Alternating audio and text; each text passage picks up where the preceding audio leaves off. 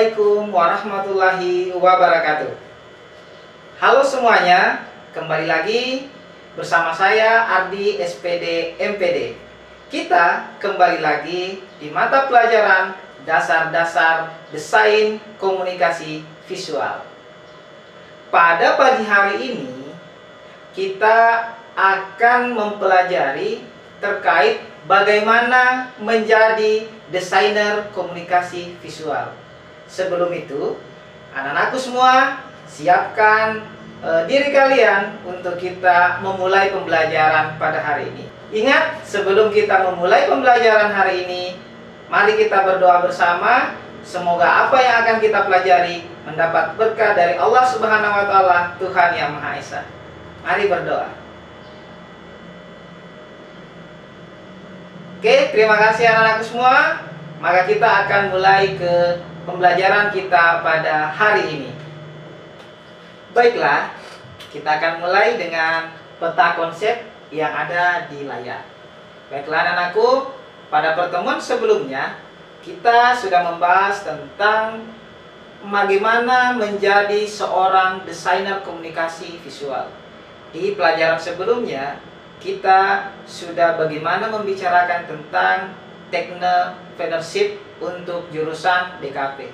Maka saat ini kita akan membahas tentang apa sih profesi-profesi yang bisa didapatkan anak jurusan DKP. Jadi seperti ini ada 9 item yang akan kita bahas pada kesempatan hari ini. Maka silahkan simak baik-baik pembelajaran kita pada hari ini. Oke. Sebelum itu kita harus tahu tentang tujuan dari pembelajaran kita. Di mana kita tahu di kelas 10 DKP ini kita berada pada fase E. Di mana pada akhir fase ini, di elemen pertama ini tentunya kita harus menentukan tujuan dari pembelajaran kita. Di mana di sini nanti anak-anakku semua bagaimana bisa mendeskripsikan atau bisa menyampaikan atau bisa mengetahui pekerjaan-pekerjaan yang nantinya bisa dilakukan oleh para desainer komunikasi visual. Tentunya di sini nanti akan ada output yang harus anak-anakku dapatkan setelah nanti bekerja. Bagaimana dapat menghasilkan penghasilan ataupun dapat berwirausaha di bidang desain komunikasi visual. Oke, selanjutnya ini ada 9 profesi-profesi yang bisa digeluti untuk para desainer DKP. Nah, sebelum itu anak-anak semua, ada sebuah pertanyaan untuk menguji persepsi kita terkait dengan pembelajaran kita pada hari ini. Saya adalah siswa SMK jurusan multimedia seperti anak-anakku semua.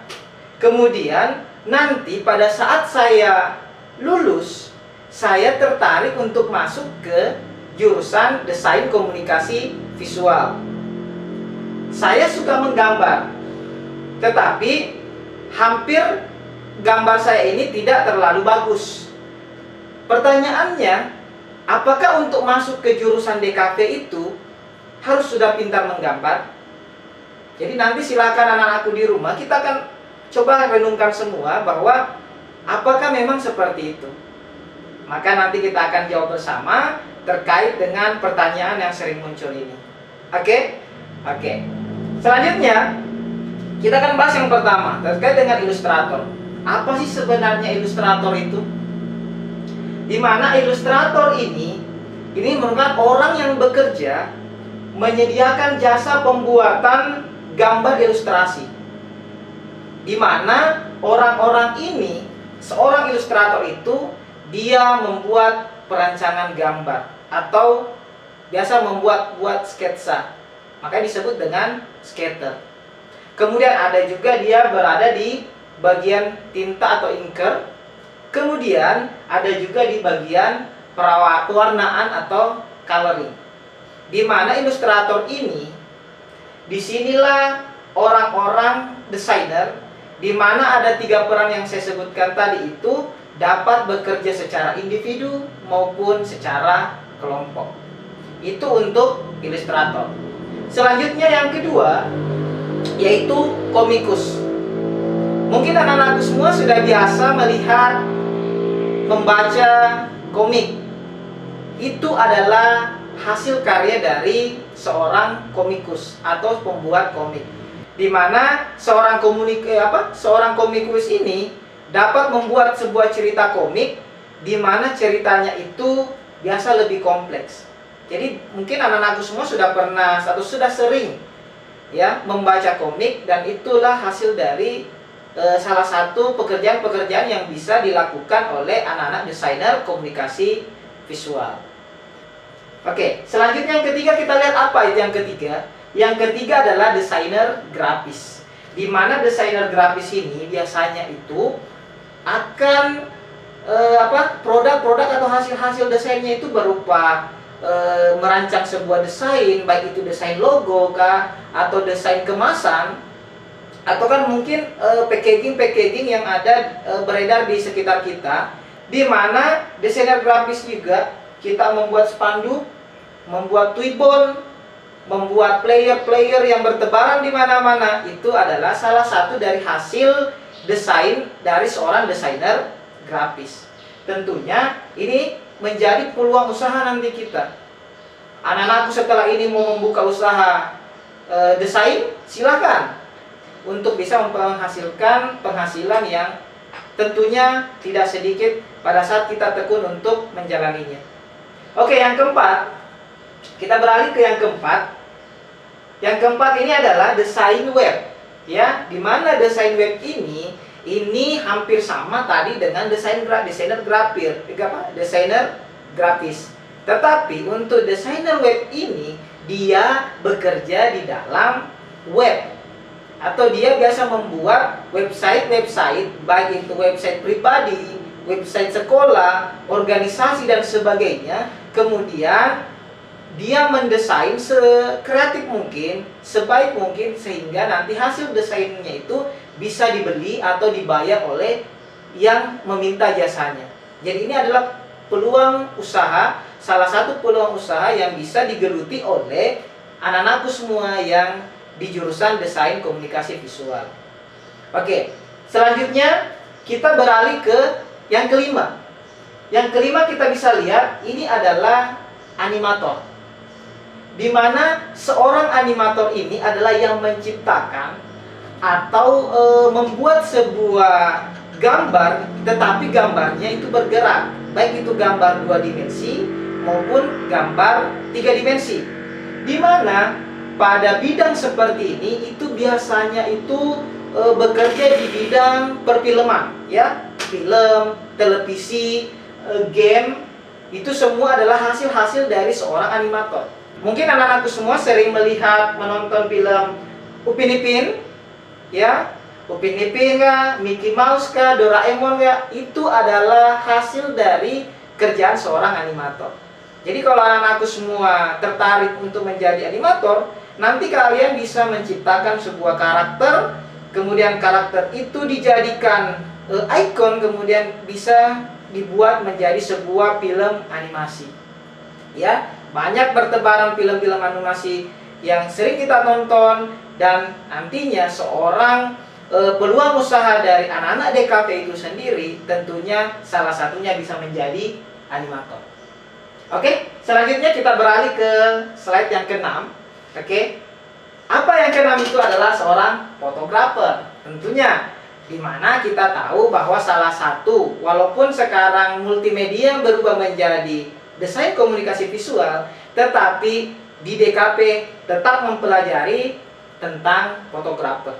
Di mana seorang fotografer ini jelas sangat dibutuhkan. Setiap event, setiap ada acara, pasti kita butuh dokumentasi.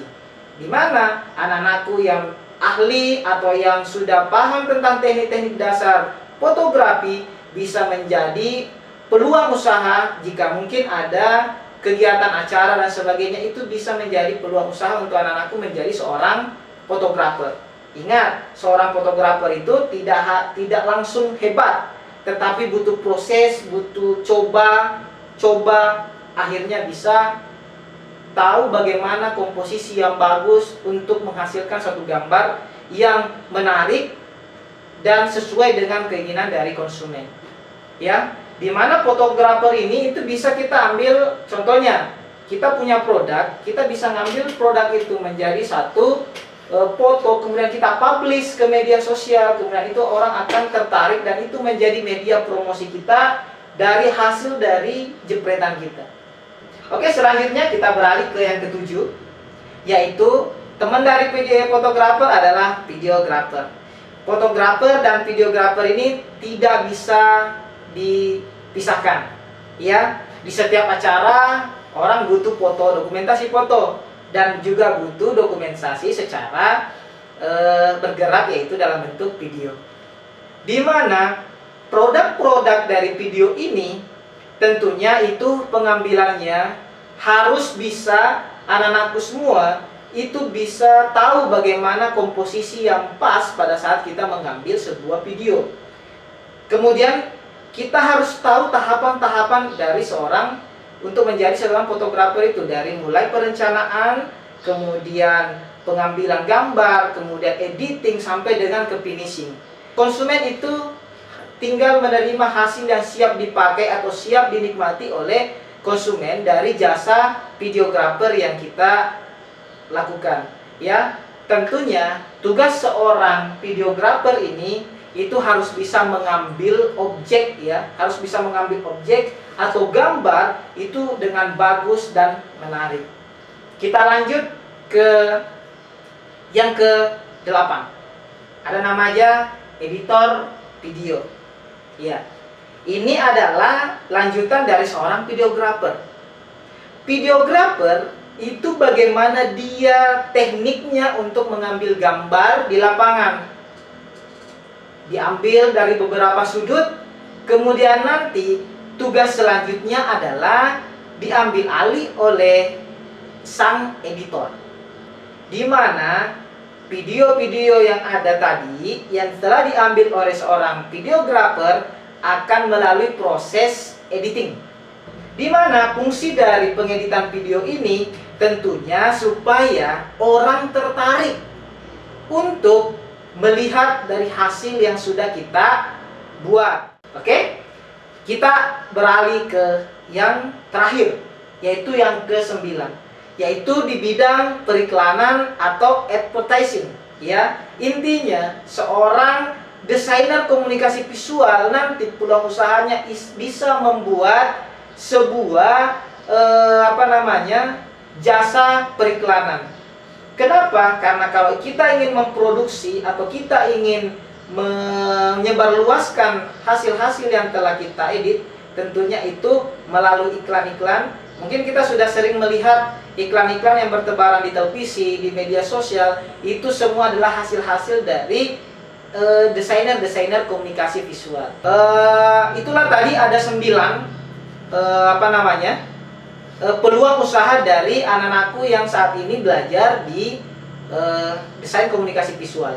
Anak-anakku semua di sini masih kelas 10, masih berada di fase E. Tentunya ini menjadi tantangan kita untuk kira-kira saya mau jadi apa? Apa passion saya ke depan?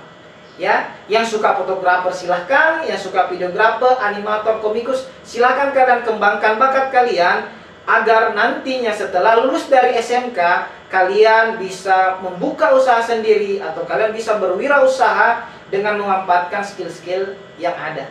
Jadi Bapak ucapkan terima kasih atas perhatian anak-anakku semua terkait dengan materi kita pada hari ini. Sebagai kesimpulan, ya, kita harus bisa menciptakan atau kita harus tahu passion kita untuk menciptakan peluang-peluang usaha yang nantinya relevan dengan apa yang telah kita pelajari hari ini.